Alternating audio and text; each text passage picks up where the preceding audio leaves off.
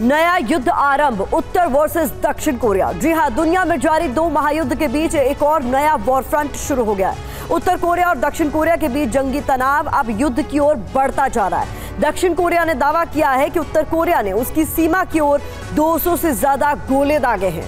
उत्तर Korea के बड़े हमले की आशंका के बीच दक्षिणी कोरिया की सीमा पर इस वक्त ऑल टाइम टेंशन हाई नजर आ रहा है। बता दें आपको, बीते कुछ दिनों से उत्तर कोरिया और दक्षिण कोरिया के बीच जंग की चिंगारी सुलग रही थी। दक्षिण कोरिया के वॉर एक्सरसाइज को लेकर उत्तर कोरिया बार बार धमकी दे रहा था। उत्तर कोरिया अमेरिका के साथ दक्षिण कोरिया की सैन्य साझेदारी और संयुक्त सैन्य अभ्यास को लेकर भी लगातार गुस्से में है। दक्षिण कोरिया को चेतावनी देने के लिए उत्तर कोरिया बीच बीच में मिसाइल टेस्ट कर अपनी ताकत भी दिखाता रहता है। अगर हालात और बिगड़े तो दुनिया में एक और नए युद्ध की शुरुआत तय मानी जा रही है। इस बीच कुछ बड़ी खबरें आपके सामने हम रखने जा रहे हैं। बड़ी खबर आपको बता देते हैं, यहाँ पर गाजा से सामने आ रही है, जहां पर एक बार फिर हमास ने अपनी ताकत दिखाई है। इस वक्त की एक और बड़ी खबर है, गाजा के एंट्री पॉइंट पर हमास के हमले तेज हो गए हैं। आईडीएफ की बख्तरबंद गाड़ियों पर ये हमले किए गए हैं। हमास के हमले में आईडीएफ की कई गाड़ियां तबाह होने की खबर सामने आ रही है।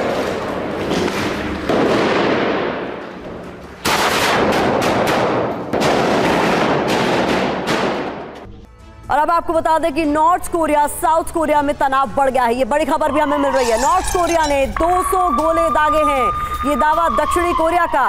ये यानप्योंग द्वीप को टारगेट कर हमला किया गया है। द्वीप को लेकर दोनों देशों के बीच विवाद है और ऐसे में ये बड़ा आरोप दक्षिण कोरिया की तरफ से लगाया गया है कि नॉर्थ कोरिया ने 200 गोले दागे हैं।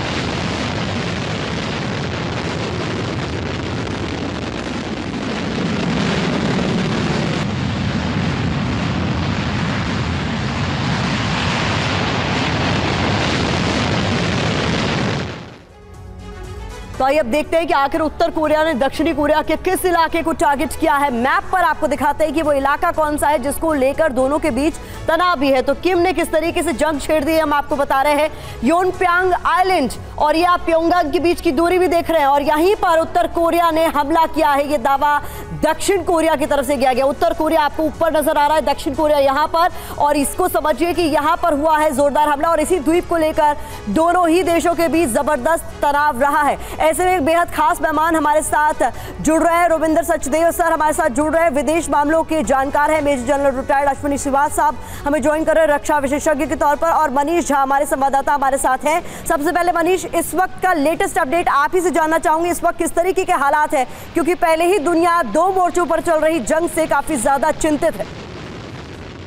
बिल्कुल, देखिए सबसे पहले तो अभी का अपडेट बता दूं कि इस वक्त जब नॉर्थ कोरिया की तरफ से गोले दागे गए साउथ कोरिया में, किम जोंग उन जो उत्तर कोरिया के शासक हैं वो अभी एक हथियार फैक्ट्री विजिट कर रहे हैं। और खबर ये आई है जो कोरिया एजेंसियों के जरिए कि किम जोंग उन ने पिछले हफ्ते जब इस साल का प्लान बताया था अपनी मिलिट्री को, तो उन्होंने यही कहा कि आप युद्ध की तैयारी करो और न्यूक्लियर टेस्ट को भी हम करेंगे और इसके लिए पूरी तैयारी के साथ जुट जाओ। तो उस परिप्रेक्ष्य में आप देखें तो जिस तरीके से नॉर्थ कोरिया ने साउथ कोरिया के द्वीप पर हमले किए हैं और साउथ कोरिया ने अपने दो द्वीप से लोगों को हटाया है इस वक्त, इसका मतलब है कि साउथ कोरिया को भी लगता है या उनकी मिलिट्री को लगता है कि ये केवल दिखाने के गोले नहीं दागे गए हैं, बल्कि अभी ये वॉर और अधिक भड़क सकता है, ये युद्ध और अधिक बढ़ सकता है। और इसी परिप्रेक्ष्य में किम जोंग उन के विजिट को भी आप देख सकते हैं। जी, आइए अश्विनी श्रीवास्तव जी का रुख कर लेते हैं। सर, किस तरीके से देखते हैं इस लगातार बढ़ते हुए तनाव से दुनिया भर में टेंशन पैदा हो गई, और जैसा कि मनीष हमारे संवाददाता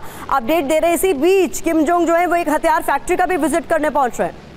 हाँ बिल्कुल, देखो प्रतिमा, सच्चाई ये है कि जो अभी रूस यूक्रेन लड़ाई हो रही है और इधर इजराइल हमास की लड़ाई, और इजराइल हमास की लड़ाई ऐसा लगता है कि ये फैलने वाली है। जिस प्रकार से रेड सी के अंदर हौती रेबल बहुत ज़्यादा एक्टिव हो गए, इसके साथ साथ और नॉर्थ और साउथ कोरिया के बीच में मुठभेड़ होने के चांसेस बढ़ते जा रहे हैं। जिस प्रकार से नॉर्थ कोरिया बहुत अग्रेसिव हो रहा है, उसने 200 के करीब बम डाले हैं। योंगोंग जो एक प्रकार से आइलैंड है, कंट्रोवर्शियल आइलैंड है, डिस्प्यूटेड आइलैंड है नॉर्थ और साउथ कोरिया के बीच में, ऐसा लगता है कि कहीं ना कहीं चिंगारी की देर है और ये लड़ाई फैल सकती है। देखो सच्चाई ये है कि आज भी नॉर्थ और south Korea they are at war. इनके बीच में एक ट्रूस हुआ है, आर्मिटिस, जो कि 1953 में हुआ। सीज फायर अभी तक नहीं हुआ। ये 38 पैरेलल पे इनकी दोनों की एक प्रकार से बॉर्डर है और उसको एक डीमिलिटराइज्ड जोन बोला जाता है। जंग में तब्दील हो जाए इसी बात की आशंका और गहराती जा रही है। मैं आपके पास वापस लौटूंगी सर, बड़ी खबर आ गई इस बीच। हमले पर एक्शन में साउथ कोरिया की सेना भी नजर आ रही है। योनप्यांग द्वीप के लोगों को एडवाइजरी जारी कर दी गई है।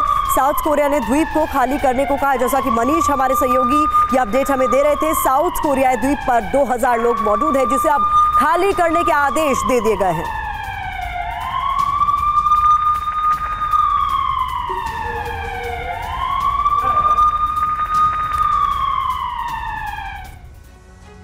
आइए अब आपको उत्तर कोरिया हमले की पूरी अपडेट दे देते हैं कि किस तरीके से यह पूरा हमला हुआ है, किम ने किस तरीके से सरहद पार कर दी है। उत्तर कोरिया मिलिट्री ने 200 राउंड फायर किए हैं, ये दावा दक्षिण कोरिया का। इसके अलावा जानकारी ये सामने आई कि सुबह 9 बजे से 11 बजे के बीच ये फायरिंग की गई।